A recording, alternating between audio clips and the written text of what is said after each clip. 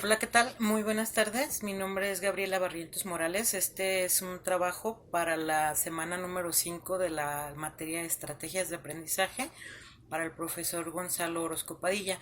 En esta semana vamos a hablar un poco de lo que es plagio, algunos ejemplos, qué son los derechos de autor, qué son las citas APA, las citas Harvard, qué es Creative Commons. Y voy a empezar para explicando lo que es el concepto de plagio.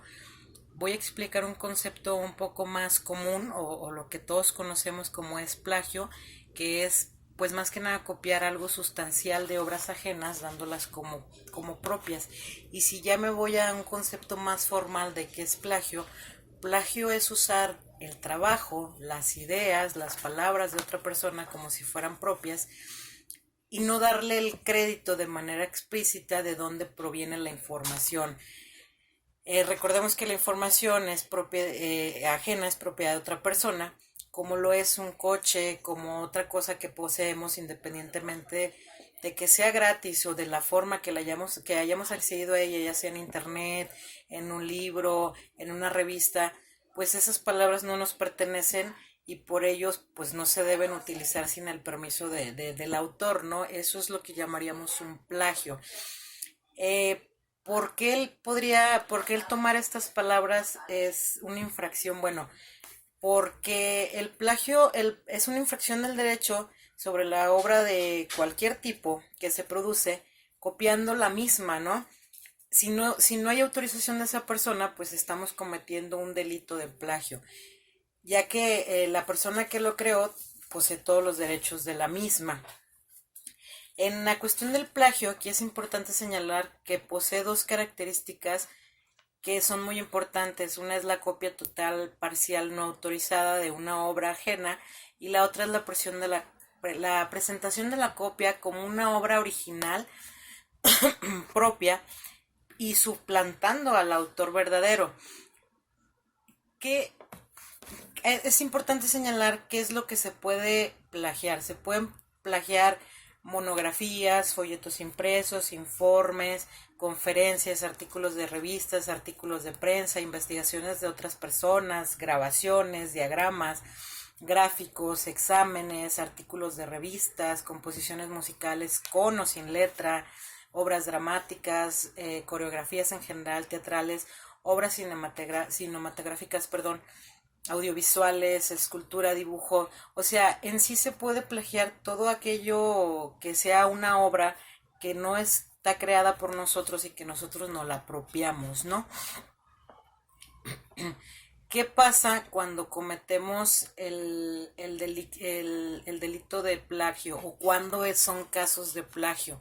Bueno, pues cuando entregamos un trabajo ajeno como si fuera propio, independientemente de la copia sea total o parcial, cuando parafraseamos un texto, es decir, lo plasmamos haciendo pequeños cambios en el lenguaje para disimular y citar las fuentes.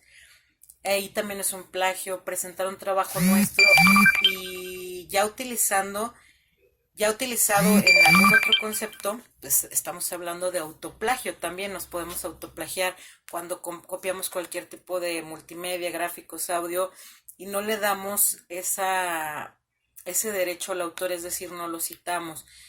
Es importante señalar que el plagio constituye cuando menos una ofensa muy seria y puede llegar a constituir un delito, y si se descubre que un estudiante ha plagiado se puede enfrentar a consecuencias muy graves que puede llegar a la expulsión incluso de la universidad. Este en el caso de las cuestiones universitarias, ¿no?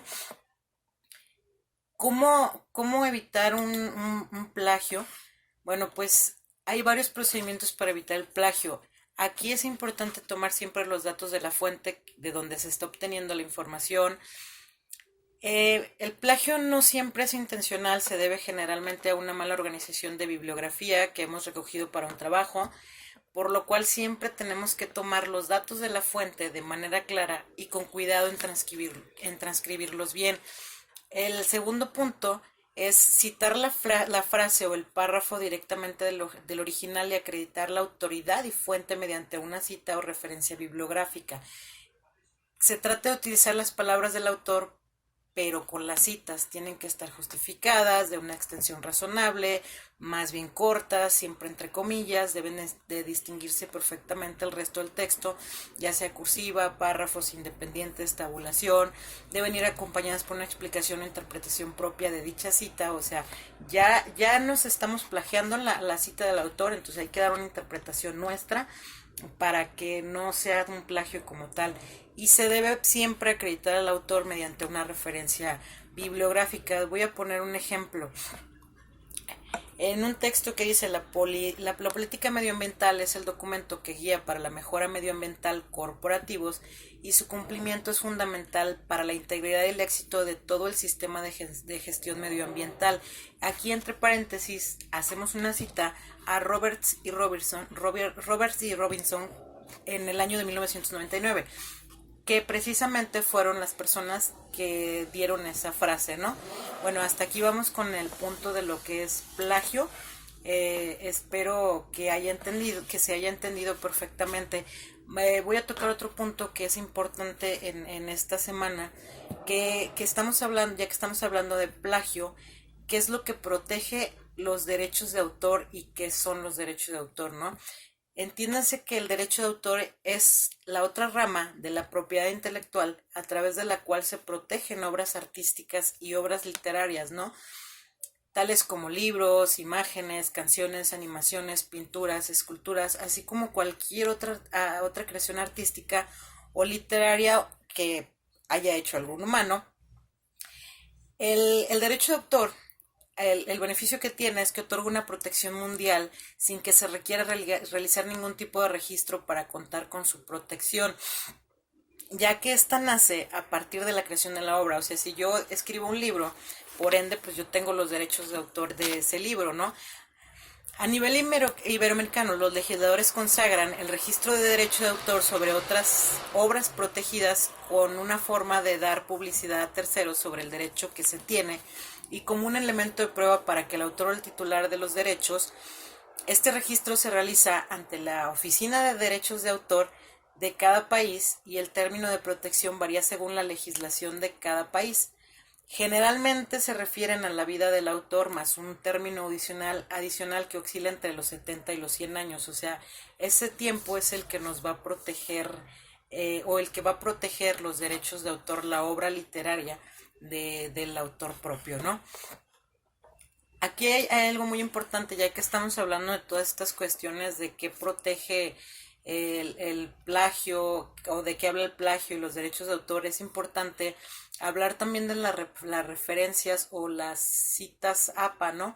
Porque son las que nos ayudan a dar la cita de quién estamos tomando esa información. Primero voy a tocar el estilo APA, que es el estándar elaborado por la Asociación Americana de Psicología, por ello sus siglas.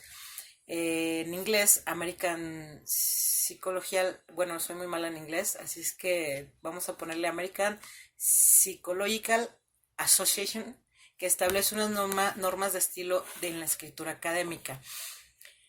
¿Qué incluye el manual de estilo APA? El manual de publicaciones incluye los siguientes aspectos: tipos de documentos o artículos científicos en la ética de la escritura, plagio o autoplagio, partes de un manuscrito, escritura de un artículo, planificación, escritura de un artículo, formato, puntuación, mayúsculas, abreviaturas, entre otras cosas. El uso de elementos gráficos, tablas, figuras, citación de fuentes, citación en el texto, que es como el ejemplo que les explicaba hace rato con la parte del plagio, lista de referencias, procesos de publicación de una revista. Aquí bueno, todos sabemos que existe un manual de APA y es importante señalar que en ese manual, en el capítulo 6 o en el capítulo 7 del manual actualizado, es donde viene cómo podemos hacer la citación de las fuentes y el ejemplo de las referencias. Por ejemplo, un ejemplo muy claro de lo que nosotros como estudiantes estamos viviendo es que si, por decir, tenemos que hacer el resumen del libro de Munch, por así decirlo, de un proceso administrativo. Bueno, pues a la hora de que ya nosotros hicimos ese resumen, lo que debemos hacer es irnos a la parte de Word donde dice referencias y lo vamos a citar en formato APA. ¿Qué datos necesitamos? Bueno, pues son datos diferentes dependiendo de qué es lo que estamos citando. Por decirlo así, si es un libro, bueno, pues vamos a tener que citar el nombre del autor, el año en que fue escrito ese libro, qué editorial lo lanzó y en qué ciudad y en qué fecha. Generalmente son los datos y aquí cabe señalar que para diferentes textos, ya sea revista, sitio web, o sea, hay un condicionante o hay una manera de citarlos de tal manera que pues nos arroje todos los datos al momento de ponerlo en las referencias bibliográficas. Esto sí es muy importante porque al momento de que nosotros mandamos ese resumen no estamos cometiendo ya el plagio, estamos respetando los derechos de autor y estamos citando completamente en un formato adecuado, ¿no? Vamos a hablar un poquito de lo que es ahora las citas o referencias bibliográficas Harvard, que más que un estilo bibliográfico, Harvard Referencing es un término genérico utilizado por otros estilos que siguen este formato. Se denomina así a aquellos que utilizan el sistema autor-fecha de cita y las referencias vienen en un formato de listas ordenadas por autor o por año de publicación. O sea, ya Harvard ya nos maneja, la cita Harvard nos maneja algo más ordenado, más congruente, ¿no? Las referencias bibliográficas tienen formato de listado por autor, por año, no está reconocido como modelo único de manera oficial. De hecho, creo que el que casi siempre se utiliza es el modelo APA o el que generalmente utilizamos y presenta variaciones en su aplicación. Las variantes más conocidas del Harvard Style son las que marcan instituciones como King's University o las Harvard British Standards, adoptadas por la mayoría de las universidades y las investigaciones del Reino Unido. O sea, sí es un poco más concentrado, ¿no? Les voy a hacer un ejemplo. Por ejemplo, voy a voltear un poquito el teléfono. Si voy a voltear a la cámara trasera. Si yo me voy un poco aquí a mi, digamos, a mi documento de Word, aquí mismo me dice qué tipo de fuente quiero citar, ¿no? Entonces, si yo quiero citar el APA, que es la que generalmente hemos estado usando en esta materia, la puedo citar. Aquí ya me voy a Harvard, le pongo insertar cita bibliográfica. Digamos que voy a citar el texto, puede citar una película. El título de la película es La Sirenita, la más así, la que se me viene ahorita a la mente. La productora pues es Disney. Y el director, no tengo el nombre en la mano, vamos a poner alguien simbólico, digamos Adams. Se filmó en Estados Unidos, en USA, en el año de 1991. Entonces, ¿qué pasa? Le damos a aceptar. Ahí está. Ahí está la cita. Si lo queremos un poco más extenso, voy a dar espacio para que se vea. Me voy a bibliografía. Ya estoy en la cita Harvard. Y pues bueno, ahí está La Sirenita de 1991, película dirigida por Adams en USA de Disney, ¿no? Voy a poner alguna en APA para ver la diferencia de cualquier otro trabajo.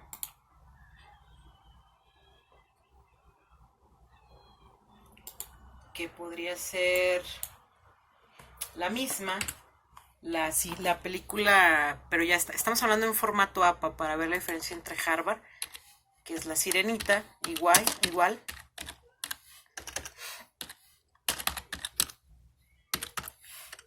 Director dijimos que era Adams, por decir algo, no tengo la mano, del año 1991. cuando me voy a extender la referencia bibliográfica, así es como quedaría. O sea, no hay mucha diferencia entre una y otra, excepto que aquí ya no me está pidiendo el país, ¿no? Por decirlo así. Espero que sí se haya visto. La verdad es que volteé el celular para que se viera.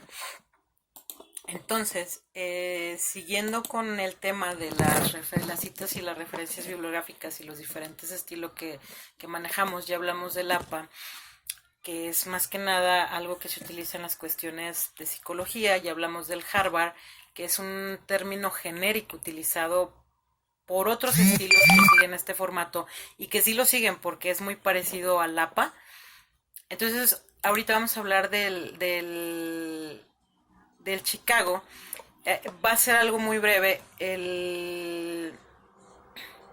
El manual del estilo Chicago propone dos maneras de citar las fuentes consultadas en la elaboración de un trabajo académico. La primera es con notas al pie de la página y se considera necesario una bibliografía al final del documento. O sea, la vamos a citar al pie de cada página y al final. Es el estilo recomendado para las artes, la historia y la literatura. Creo que en psicología no lo vamos a ver, así es que eso es algo bueno. Y es en el manual que lo cita, generalmente viene el capítulo 14. Aquí hay algo muy interesante, es muy parecida al formato APA, presenta la información completa entre paréntesis, autor, año sobre las obras consultadas y el listado de la bibliografía y al final del documento. El estilo es el estilo recomendado para las ciencias naturales, las ciencias sociales también, y los dos sistemas se diferencian en cómo se recogen las fuentes citadas. Así en el sistema, el autor año, por cada cita autor año que aparece en el texto, debe haber una entrada correspondiente en la lista de referencias con el mismo nombre y fecha. Sin embargo, en el sistema de notas, no todas las obras anotadas requieren aparecer en la bibliografía, que es algo que también debemos tomar en cuenta, puesto que los datos se proporcionan en nota, no necesariamente ya en una bibliografía extensa. Sin embargo, hay que tener en cuenta que una bibliografía que contenga todas las fuentes citadas en el texto, además de proporcionar al lector una visión general y completa de las fuentes utilizadas, permite el uso de las formas breves usadas en las notas. Bueno, yo con esto concluyo los temas a tratar en la semana número 5, que hablábamos primero pues de plagio, qué son los derechos de autor y qué los protegen. Perdón, ya me iba a ir, pero no me falta, ¿qué es el Creative Commons? Creative Commons es algo que les voy a explicar en este momento. Cada obra creativa recibe una protección del derecho de autor automáticamente, que es lo que decíamos de los derechos de autor, ¿no? En cuanto se crea una obra, se reciben los derechos de autor. Desde el momento en que se prepara la obra, poniendo el lápiz en el papel, tecleando, guardando, presionando, esta protección reserva todos los derechos del creador de la obra. Nadie puede hacer dicha obra sin permiso expreso por escrito, excepto en donde se encuentra legalmente determinado el fair use o uso justo. Ya veremos lo que constituye fair en un instante. Entonces, Creative Commons entrega algo así como un set de licencias estandarizado que un creador de obras sujetas a derecho de autor puede usar para darles derechos extras a las personas. Esto es similar a la GPL usadas para software, o sea, los permisos que utiliza la cuestión tecnológica. Entonces, ¿qué es Creative Commons? Las leyes sobre derecho de autor que protegen cualquier obra creativa, que tú lo creas o no. Nadie puede legalmente utilizar una obra más allá del FAIR sin una licencia. Creative Commons sirve como una licencia que puede usar la gente que desea que su trabajo sea compartido. Si no quieres que sea compartido, pues no hay problema, no usas una licencia y ahí queda, ¿no? La licencia Creative Commons define cómo la gente puede usar una obra más allá de los dictados, pero sin tener que negociar una licencia única con el titular del derecho de autor, y existen 4 modalidades en que puedes escoger una licencia de Creative Commons. By Attribution, puedes usar la obra pero dar crédito al autor. Esto se aplica a todas las licencias Creative Commons. Hay otra que es la no comercial, que puedes usar la obra solo si ganas dinero con ello. O sea, aquí ya viene con fines de lucro. Y hay otra, que es sin obras derivadas. Puedes usar la obra solo si no la alteras o la transformas más allá de las prohibiciones del fair use. Y por último tenemos la licencia igual, que puedes transformar una obra siempre que pongas a disposición de la obra resultante en los mismos términos que la original. Puedes usar estos términos en 6 combinaciones diferentes. El Fair Use te permite que la gente use mi trabajo, pero de una forma limitada. Es una ley que se consagró en el año 1976 como la sección 107 de la Copyright Act. De acuerdo con el sitio sobre Fair Use de la Universidad de Stanford, en su perspectiva más general, el Fair Use respecto a una obra sujeta a derechos de autor, cualquier copia de un material sujeto a derecho de autor hecha con una finalidad limitada o transformada, tales como el comentario sobre algo, o criticar o parodiar obra sujeta de derecho de autor, entrega un test de 4 factores para determinar si hay un fair use. El test comprende la naturaleza del uso, la cantidad de la obra original usada, la naturaleza del resultado o de la obra derivada y el propósito del uso, ¿no? Entonces, ahora sí, ya para terminar, en esta quinta semana el tema estamos hablando de la ética. Ya explicamos qué es un plagio y es apropiarse de una obra de manera total o parcial. Ya explicamos lo que es un derecho de autor, que es algo que va a proteger una obra literaria desde que se comienza a escribir hasta un aproximado más o menos de 100 años, que es, tú tienes lápiz y papel o estás escribiendo, ya tú tienes tus derechos de autor, ¿no? Y que no va por país, sino que es a nivel mundial. El Creative Commons, pues es cómo lo vamos a utilizar y para qué lo vamos a utilizar. Son las licencias que nos van a dar ese permiso para utilizarlo, las leyes, ya sea para dar crédito a la obra, para comercializarla o para ganar dinero, si son obras derivadas de la misma, del autor, pero también hay que dar crédito. Y la licencia igual, que es para transformar una obra siempre y cuando pues le demos, no alteremos del todo esa obra, ¿no? Y siempre demos la cita. Y pues ya por último, la importancia de las citas APA, las Chicago y las Harvard, pues todo esto es precisamente para conservar tanto derechos de autor, evitar el plagio y conservar todas las leyes que abarca el Creative Commons. Pues esto es todo de mi parte. Muchísimas gracias, profesor Gonzalo Orozco Padilla. Muchísimas gracias por estas 5 semanas y espero que haya quedado comprendido las opciones a debatir esta semana, plagio y todo. Me despido, su servidora Gabriela Barrientos. Muchísimas gracias. Una linda tarde.